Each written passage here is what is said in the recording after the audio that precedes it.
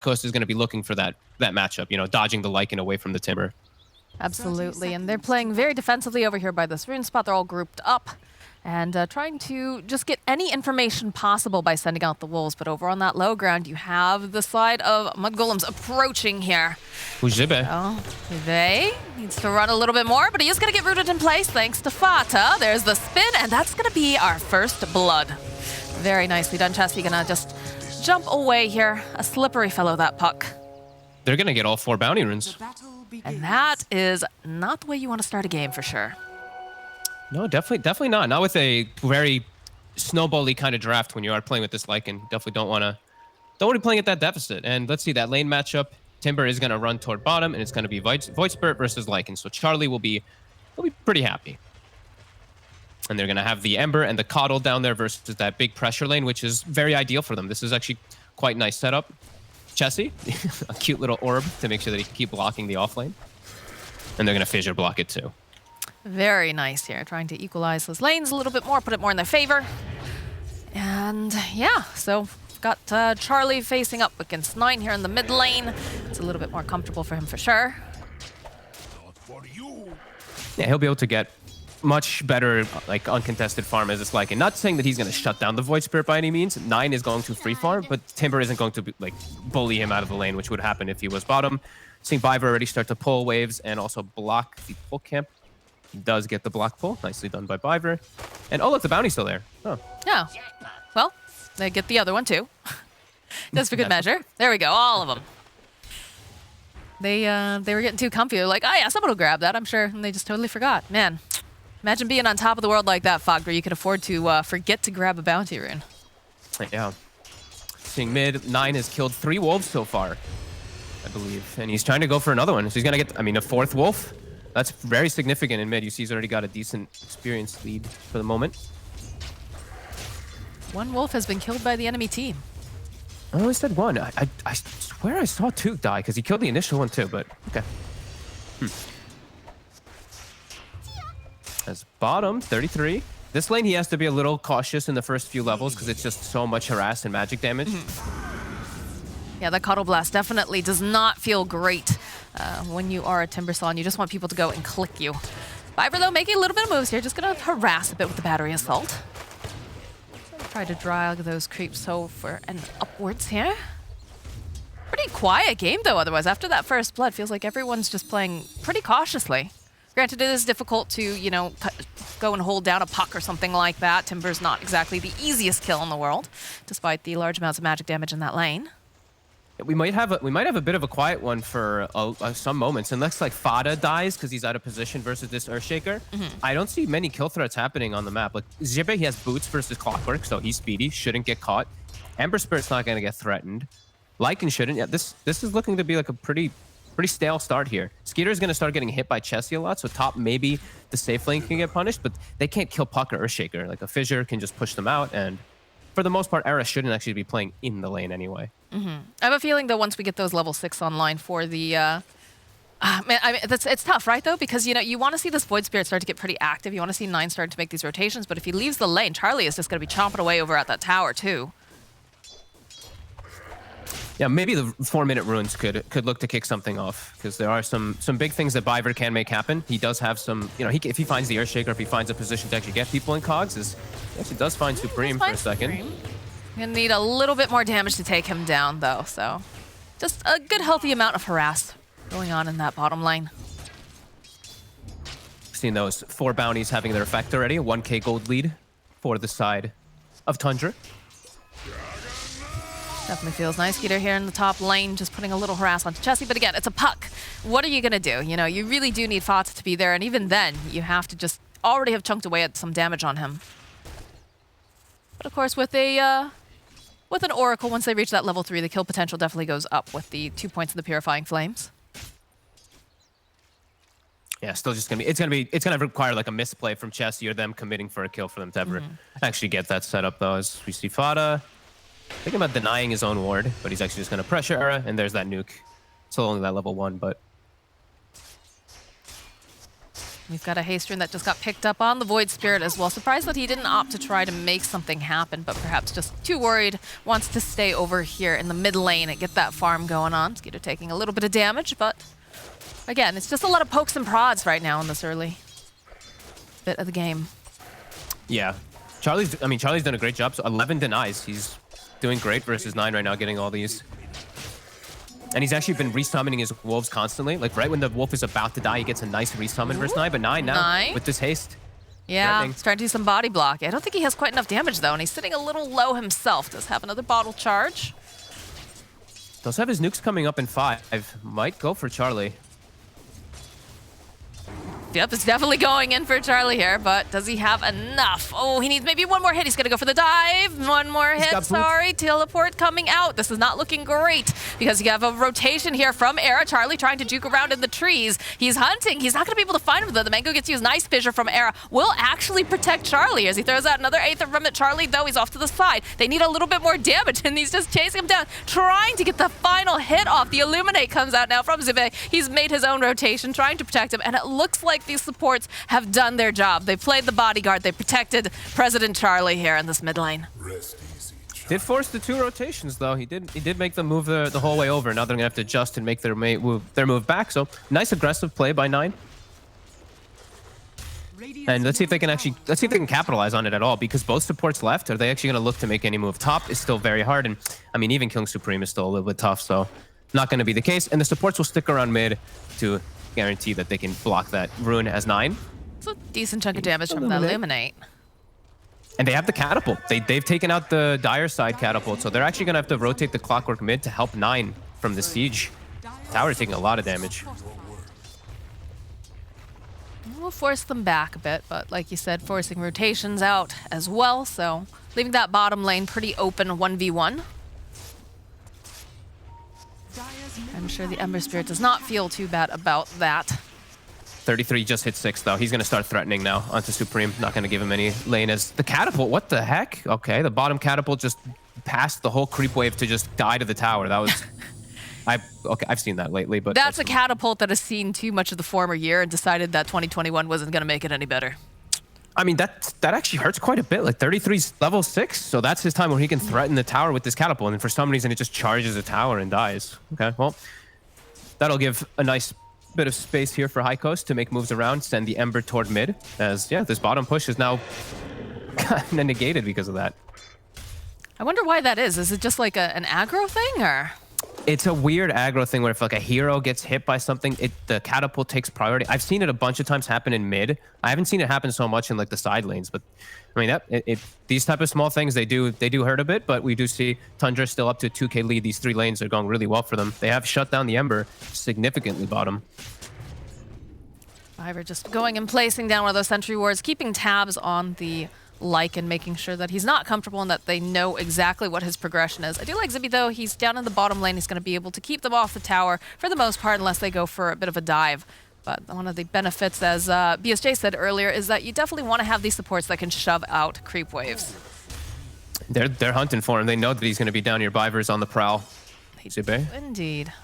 Biver can't seem to find him just yet. Ping. He knows. Biver sees the tree cut. Ooh. Yeah, battery assault comes out. Zibby's having to run for his life now. Top lane, they managed to take down Era using the Omni Slash, but bottom lane, Zibby just running for his life here. And it looks like they'll be kind and generous and decide that he's not worth it. But do have more going on over here at the rune spot as Fata forced to use the Purifying Flames, trying to stay alive just a little bit longer. It looks like they don't have enough damage. 9 coming forward, gets the kill on the courier. Supreme being held in place, but top lane, they will end up losing the tower there. A lot of moves going on around the map, all simultaneously around this 8.5 minute mark.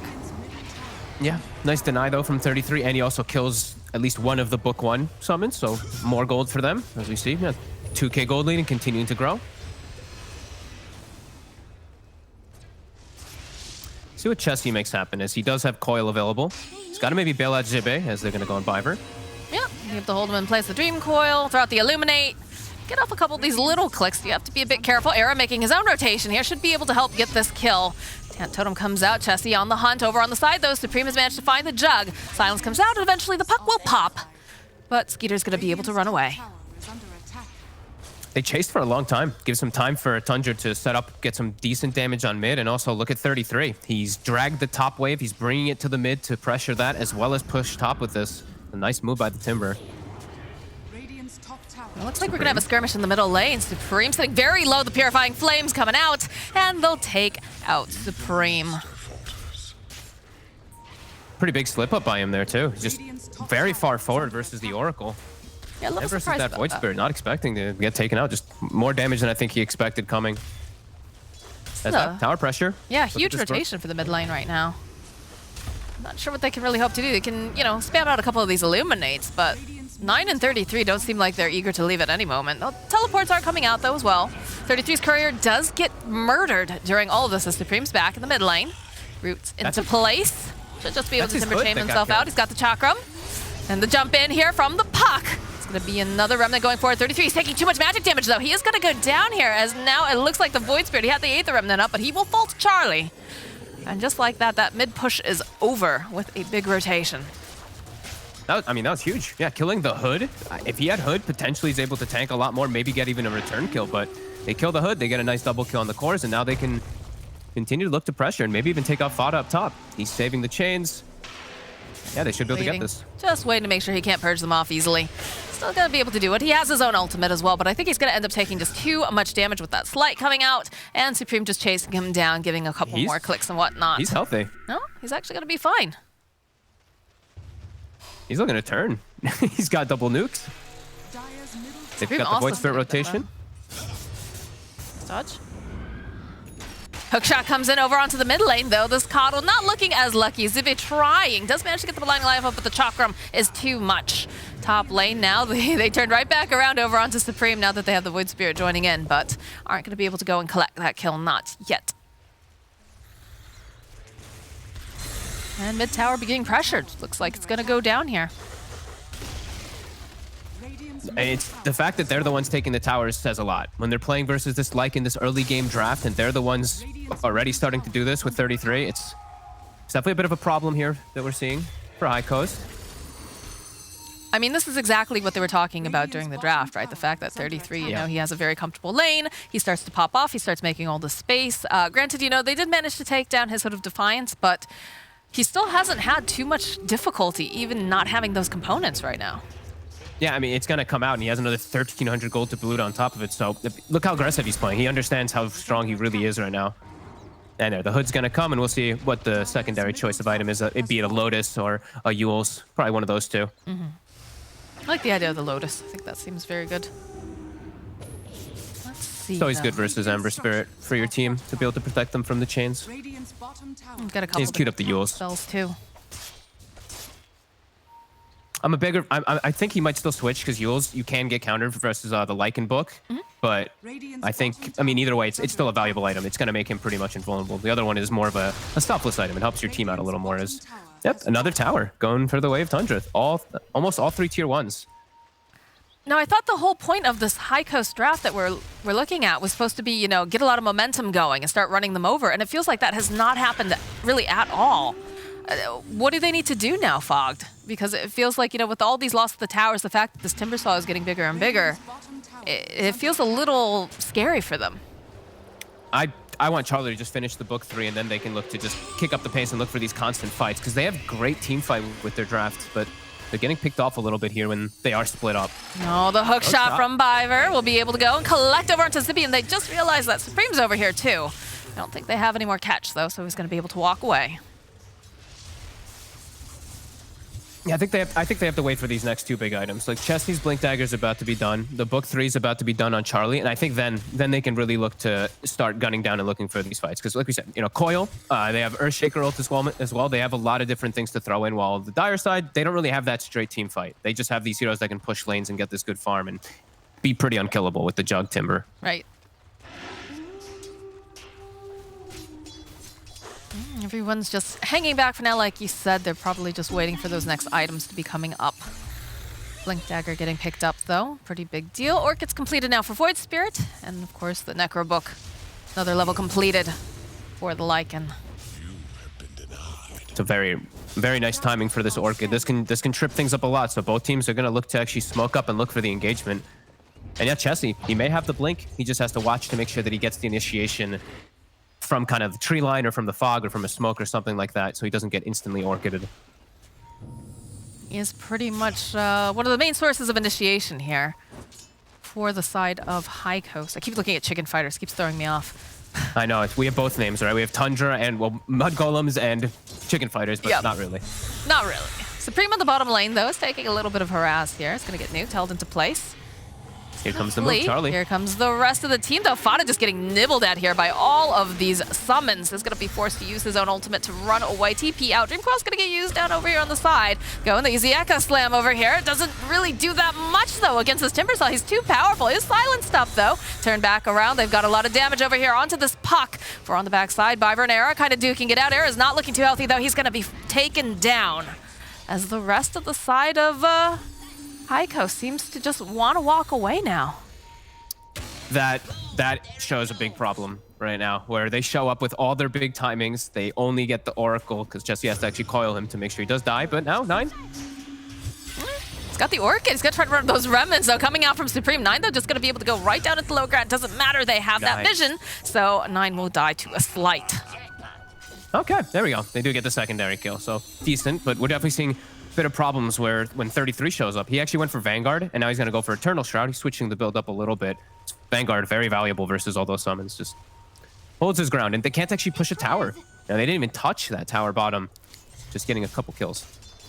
Yeah, that's definitely worrisome, the fact that, you know, they thought that they would have a better engagement than what they had, but didn't get as much as they would have liked, and they definitely didn't end up getting objectives, which not great the way that they need to be playing this for sure. Look at 33. He just does not care. He's just sitting in the middle of all these creeps, racking up that reactive armor. No cares in the world with this boy right now. He's got Eternal Shroud too, so it's like he can just convert all the damage he takes into mana too. This is a very unkillable Timber. He did die the once though, so someone. I mean, wait, who said on the panel he wouldn't die? That was Owen. He said 0 to 1 times though, so he's still technically within his predictions. Yeah, I'm just glad that nobody made any like crazy outlandish predictions like Kyle did the other day. No. I think Kyle's done with betting on any lower division or any tiered anything pretty much. Maybe. I don't know. You say that, but maybe. We say that Kyle has learned his lesson a couple times, but it doesn't always work out. You can see the discrepancy though here. 9 is just running away with this net where Supreme has been having a difficult time. And it just feels like it's only 16 minutes in, but it definitely feels like the Tundra Mud Golems are, you know, firmly in the driver's seat right now. Yeah, I think they can play this very just relaxed, kind of just sit back and force the hands of High Coast, where it feels like High Coast they have to use their ultimates as best as possible to continue trying to pressure the map. But whenever 33 sees that pressure coming, he's just gonna park himself in front of it. Like he's not gonna die unless he's literally even if he's completely alone. It's looking pretty tough to even bring him down. Now, see, if you were a capitalist, you would have just cursed him completely to the point where, you know, he would definitely die multiple times and maybe even, you know, lose disconnect. He'd have a disconnect issue or something like that. Yeah, I mean, that might happen. I think that's the only way he might just die.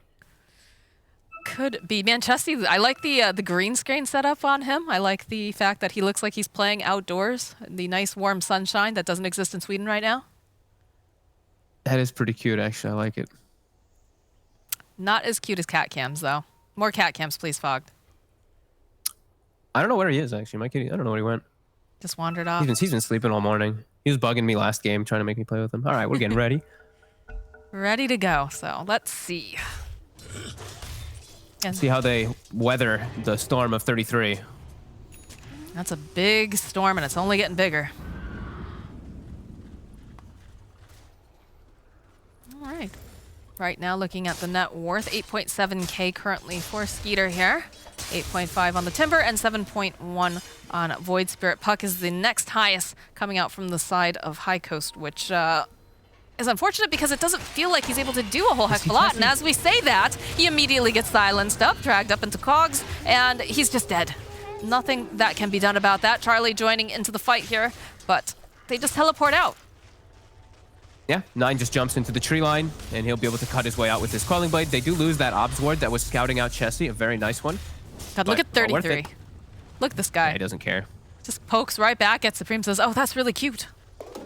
I mean, he just actually walks up to Supreme and he's like, oh, you have Flame Guard on? Thank you so much. Pops his Eternal Shroud, gets all his mana back, and then walks away. I love that item. It does feel really strong, especially on Bristleback. I've been seeing that a lot recently. Yeah. And he's gonna commit for the Crimson Guard. So versus all these minions to protect his team, you know, you can only dispel 1 or 2 off with the Necro Book. So yeah, the guard, the block is gonna be very significant. We do see the blink finished up on Era. So more team fight, as we said, on the side of High Coast. But I mean, Skeeter's just chilling. He's getting the synergy. It's all building in that trio. He's got the Maelstrom, he's got the Ags, and now he's going for the Shard. So he always have that spin to win power. Yeah, I mean, he's got all the space in the world. They haven't been able to pressure him at all, and that's a huge concern because he's just running away with the net worth. Now look at Charlie, 7.6k versus 9.4 over here on this jug. They do manage to take down Fada, but this just opens the door here for them to go and take Roche. They don't have to worry about the Earthshaker now. They don't have that that pressure there just yet, although they are rotating. They do know that they're in there, so they do have to be a bit careful, and we do have the Echo Slam still available. He's all smoked up. So they'll force him out of the pit, sitting fairly low. Again, 33, very, very tanky. Doesn't seem to mind to be, you know, held into place right now. Has the Eternal Shroud, but I think they need some sort of a pick-off. What do you think, Vogt? It's too scary. 33 just is reading all of it. He's just walking around. They can't make the moves. Like I think this is the 3rd smoke I've seen from High Coast. And Era's going to be the one. Oh, Era's the big target if they can grab him, but he blinks out. Hook shot in for Viver. Doesn't find anything here. Perhaps a little over-eager. It's going to be the Fissure. Fata throwing his ultimate on himself, trying to protect. We'll push back over here onto Chessie, and they are held into place. They need to get in. Oh, there it is, the jump over onto the back. They're just Delta splitting, though. They do manage to take down Viver, so they find something here. 33, though, coming from behind.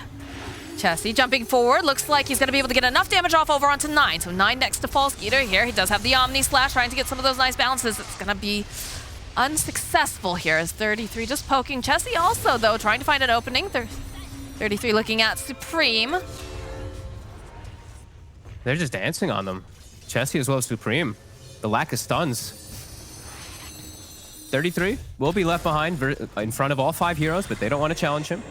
A great charge forward by High Coast, using these ultimates pretty much perfectly. And just the surround. I think Cap was the one who in the panel who did talk about the Lycan book just completely surrounding that Oracle, making it really hard for him to fight. Well, that's like the 2nd time, I think, that we've seen the false promise placed on himself. Right, yeah. Once in the top lane and then again after that fight. Because they are targeting. They do realize that that is the boy that they need to take down. He's the one with all the saves, all of the capability of keeping people alive. Oh, Chessie. He'll get caught this time. You can see the little whip coming out on Viver. He's like, I gotta get out of here. Heals completed for 9, though. And as the production was showing us earlier, they are looking at getting themselves a flamethrower soon for the Timbersaw. Oh, okay, cool. I've seen this one a couple times now. How do you feel about it? I think... I don't know. I mean, it's okay. The slow is nice. It gives you more catch, which they're lacking, so sure. Is there something that you'd rather him pick up instead of the flamethrower, or...? No, I mean, it's fine. It's perfectly fine item here. There's not really much space he has anyway for it, unless he wants to build another huge item, which will take some time. They will be able to find Supreme down bottom. He's going to be running for his life down here. Did have that force staff, but 33 is relentless, and he's going to be able to go and kill the Coddle. Very strange. I feel like we haven't seen like a full dedicated team fight yet. It's been a lot of pickoffs, a lot of skirmishes, a lot of 33 just, you know, in the middle of everything, not caring. Yeah, it's tough for them to get like everything just in synergy together, because like you said, they Delta split, especially when the last fight was off. Like Era, he still has his Echo Slam available because he couldn't see an opportunity to get it. I wondered if... But he will have it now for this next further one. 9. Well, that they're making their moves on Charlie, and they've caged up this wolf right here, yo-yoing right through, and down goes the Lycan. Does manage to get taken down, though. They managed to go take out Viver. But I think... Yeah, look at that Necronomicon damage. Oof. Poor Viver. 33 if he kills it is just he's just fine, but you know, of course, it's just the Clockwork who's like battery salters rocket ended up last hitting it. Unfortunate for him. I feel like this is like kind of the only plan that they can do currently, because you're not going to be able to do enough damage to 33, obviously. The other guys are very elusive, you know, the Juggernaut and the Void Spirit, so you kind of have to go after these supports every time, but it doesn't feel super great, does it? No, but it feels like that. It feels a little bit like that for both sides, especially when Charlie does have his ult up. Like the catching on both sides is just a bit lackluster because of what heroes they're playing against. So like Ember Puck, very elusive. Charlie's mostly only been fighting with his shapeshift, so he's just too speedy and elusive as well. Not Same if they get that hook shot off and they cage him up. Flamethrower is online though now for Timbersaw, so I'm interested to see how that's going to work. Is this the first time we've seen this in a professional match? No, we saw it the other day when we had a Timber as well. They went for it later on. Looks like they're setting up the 5-man gank for 33. There's that Flamethrower. They'll go and hold the Timber into place. They've got a lot of damage, but he seems to be healing pretty well. It's going to take a lot to take down this Timbersaw, and eventually they take down 33, but boy, did they need a lot to do it, as the rest of the side now over here on Tundra, they're going to back off. They've got a smoke. They decide to step a little bit too far. They're definitely ready for them, despite the fact they don't have their Timber. Fada had he was actually close to getting the save off. He has a blink dagger on the Oracle.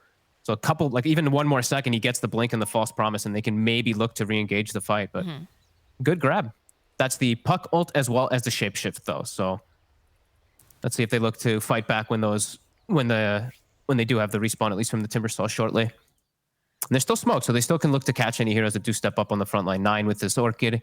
And now with his Yules, he can play a lot. He can play a lot riskier in a way. He can actually commit further since he has a counterplay to just getting rooted or leashed up by the Puck/Ember. It feels like a lot of the times, though, he's actually using it very aggressively in a lot of these engagements rather than trying to be very defensive. Maybe just, you know, the fact that he has Fata nearby allows him to be a bit more aggressive, or?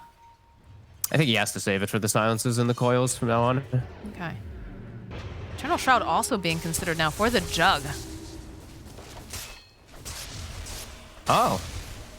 That sounds very surprised for me, Fugged. I'm very surprised. I just noticed he had a hood too. I mean, I didn't even notice he got the hood before, but I mean, it is 4 pretty much entirely magic damage heroes in a way. I mean, Ember is a little bit of mixed, but okay. Seeing a lot of really different builds. I'm liking it, right? Because we saw the other day with mid 1, he went for those Boots of Travel and the Midas, which everyone was kind of surprised about. But this one in particular, like you said, it's a lot of magic damage on the board, so. Yeah, I mean, if once he gets the Eternal Shroud too, he'll have mana, so he doesn't get mana burn and stuff. I mean, this is, sure. Ooh, hook shot. Gonna be able to go and just drag back over into this Ember. Supreme is just absolutely toast here. And he commits for it. He buys the Eternal Shroud, so okay. So I mean, it gives him the magic lifesteal too, right? So when he's spinning to win with his Maelstrom, and now that he's got the shard and he's gonna get the 160 Blade Flurry DPS, Fury DPS. Okay, nice. I mean, he's gonna be lifestealing a lot in the midst of everything. I think. And he already has the damage, so I mean, I'm okay with this. I'm a little nervous right now because there is the Echo Slam up, but they're gonna get engaged. The puck gets dragged in over onto the corner here. Another Illuminate getting spammed out. Charlie looking for this opening. There's a nice Dream Coil over on the other side. 9 here, gonna turn back around, drags back over onto Charlie, gets off a nice couple of these hits. Is it gonna be enough to take out Charlie? Yes, it is. Down goes the Lycan, as the rest of the support's now forced to run away. Heard a hook shot. I'm not sure if they accidentally ran into each other here. Chessie needs to be careful. It's going, or does have the blink. They go, they bring Supreme back into the fight. I'm not sure he wants to be here though. Swift Slash coming out. Got a decent chunk of damage here. He's gonna try to slide around back on the other side. Just trying to hold this puck into place. Chessie very, very hard to get his hands on, but they do have the Yules, they have the Aether Remnant, and eventually they do manage to slay him. As 9 now over on this other side. He's gonna be chasing after Supreme, who's already popped that BKB, managing to root 9 into place. They need a couple more hits for damage here, and they're not gonna be able to quite do it as they manage to take down 33 Supreme, running for his life. Now, he needs to be careful. He took a lot of damage there, almost went down himself, as now Zibby is being chased after as well. They've used the rocket, they have the vision. They're hunting hook shot just a little bit off the mark though. Bit of a shot in the dark, but that should secure them this Roche. Era almost got a 5-man dunk. 9 actually gets the Astral Step and gets the Orchid on him as he's about to. It was gonna be all 5 heroes stacked up almost perfectly inside that little window. A great jump from the Void Spirit, and Yeah, High Coast, this fight kicked off really weirdly. The way they had to just kind of chase into this high ground and just use their ultimates not together in synergy. Era, again, not being able to find an opportunity for Echo Slam until the very ends of the fight just because of how it all got split up. That is something that Tundra does very well, is being able to just split up these fights, especially when you have heroes that are ducking around so much, like a Clockwork, like the Void Spirit. Very difficult to pin them into place unless you get that perfect Dream Coil, and you have to be just right on the money right away. It's also the flamethrower did decent work in that last fight. The debuff lingering is actually pretty cool. It lasts for 3 seconds afterwards. You stay burning. So it makes this chase just so much easier for him to stick on targets, and it makes him do, of course, a lot more damage. Well, 8K net worth lead at 27 minutes in. I'm sure they're looking at all these neutral items that they could grab for the time being. So they get a nice bonus pick off on Zibby and his courier. You and your little dog too, so to speak. Game is getting pretty out of hand. This is, for the last like 10 minutes or so, it's not the place that High Coast wants to be in the game. They want to be the ones at the driver's seat. They want to be the ones actually committing, getting that rush, getting these towers, but they just can't. And now, you know, this Lycan, in a way, he's almost fully countered by this Juggernaut. He just walks in, he gets Omni slashed every single time, and the rest of his heroes are too frail to be able to share it with him by any means. They're gonna look to go again, Chessie. Forward on the back lines. They manage to go and find Fata. He is held into place. He'll use his ultimate on himself, though. Try to keep himself alive a little bit longer so he can be a part of the fight. Chessie, though, on the back lines. This is not looking good for them. As Supreme pops the BKB, they get a couple nice slashes here, but not quite enough as Viper does go down. They take down Chessie, and they manage to go and get the Echo Slam, but there's just so much damage coming out. They burn down the Aegis. 33. He's finally sitting low enough. Are they going to be able to finally get this kill? No, he's still alive and kicking as Charlie next to fall. Supreme trying to run away. Skeeter just spinning to win over here. He was hoping that maybe he could get a denial. It's not going to be enough, though. Those neutral creeps are not going to help him. Look at Zippy. He's just trying to go and deny the tower because there's really nothing else that he can do. Spata throws out the tip. He needs to be careful because 9, I'm sure, would love for him to get just a little bit too close to that edge and let them clean him up. So close to them killing 33. They get the Aegis with some nice spells all landing together, but this is the deficit that's really kicking off here. Just how much more gold and just how much tankier they all are in Skeeter. Just a beast. Actually, this build actually is working pretty well. The Eternal Shroud there, we did see it coming into favor, and it all synergizes really well with his build. It's definitely interesting to watch during this patch, all the different items and how they can be applied, because that's not something I considered at all with that Eternal Shroud for Jug. Coming to a pub near you soon, guys. In this game in particular too, it's all about like if he dies during the during that initial jump. This just helps him so much with the Oracle behind too. So that's all working out for them. Some big items being delivered. Kaya Sange for the Timber, and I believe a Sanjin Yasha for Skeeter. Everybody's getting swords. It's a cool thing to do. Do need to be careful, though. They are grouped up nearby, and they find 33. That's not the person that they want. It's just too difficult to take down. So they make their own movements coming out from the side of Tundra here. Wolf's doing a bit of scouting, though. Are keen to what's going on. Fights are just getting harder, though. 9 has a full Aghanims now, too, on top. Oh, I hear Dream Coil. And the save coming out again from Fata. We'll keep him alive a little bit longer here. Throws out the Aether Remnant, drives back over here onto Charlie. What's going on? Zibby's getting chased over by 33. This is looking like a dead Fata. Granted, he already got most of his spells off. He did his job here. And now Skeeter looking for this opening, trying to man fight here with Charlie and the rest of his circus. Aether Remnant drawing Charlie back. As 33 is just doing his own thing over here on the side. Whole other fight going down. Charlie, though, being chased after by 9. He will eventually pop. That is the end of this Lycan. Byver looking for this opening. 33 not going to be able to go get the kill on the Coddle. To shut down plenty of those trees. 9, he wants us so bad. Look at this. He's trying to race over there. Has the steps, goes forward with the Orchid, and just like that, down goes Supreme. Yeah, these fights just last way too long now for the side of High Coast. Whenever these fights do kick off too long, the shapeshift ended, and they weren't able to get and chase any of these big kills. They only were able to find Fada of it. They need to pretty much insta-kill these heroes. That's why I feel like this Eternal Shroud has value on the Jug, and yeah, we're just seeing Tundra really take over completely here. As 9, he'll be able to scurry away from Chessie.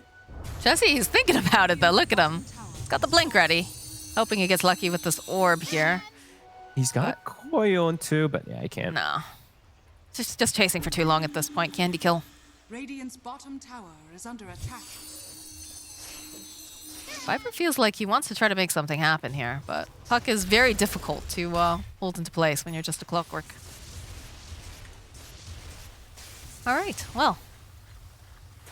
What is the moves now for the side of High Coast? You know, these fights getting just more and more difficult. Oh, they even fort up on the creep too. Oh, Chesty, they want this kill. Viper looking for this opening. Yules is going to come out. 33 is here, though, to go and help get the kill. Supreme now a little bit too far forward. Granted, they don't have any real ways. Oh, never mind. They have the Aether Remnant. They're going to be able to draw the Ember right back in again. They were looking for him, though. Need to get just a little bit more damage. He's going to have to bottle. Look at 33. He wants this kill, but the BKB comes out. He's gone maybe just a little bit too far here. Supreme going forward yet again. Aaron gets immediately just blown up. Puck spying back. Tessie wanting to be a part of this. They want to punish this. They've gone pretty far. And again, they have a nice coil. They managed to go and snap it as well. But what can Charlie do? He's trying to go back in, but he can't do anything because there's just way too much damage, too much lockdown. Down goes Charlie. No buyback. They just called the GG. They've had enough. Yeah, this one's looking very over. Just the whole time, it's